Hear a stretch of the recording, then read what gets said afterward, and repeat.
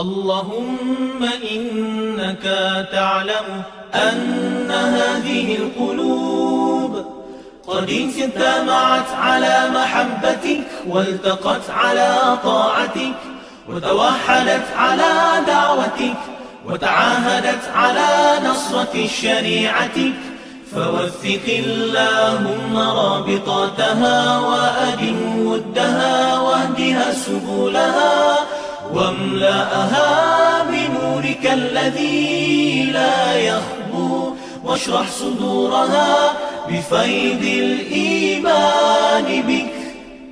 Ya Allah, Engkau mengetahui hati-hati ini telah berkumpul kerana kasihkan-Mu, bertemu dan patuh padamu, bersatu memikul dakwamu. Hati-hati ini telah berjanji setia mendaulat dan menyokong syariat-Mu, maka eratkanlah akan ikatannya.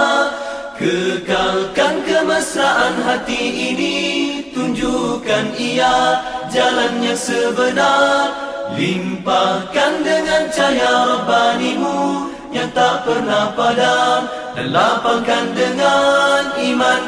Allahumma innaka ta'lamu anna hadhihi al-qulub قد اجتمعت على محبتك والتقت على طاعتك وتوحدت على دعوتك وتعاهدت على نصرة شريعتك، فوثق اللهم رابطاتها وأدم ودها واهدها سبلها واملأها بنورك الذي لا يخبو، واشرح صدورها بفيض الإيمان بك. Ya Allah, Engkau mengetahui hati-hati ini telah berkumpul kerana kasihkan-Mu, bertemu dan patuh padamu, bersatu memikul dakwamu. Hati-hati ini telah berjanji setia mendaulat dan menyokong syariat-Mu, maka eratkanlah akan ikatannya.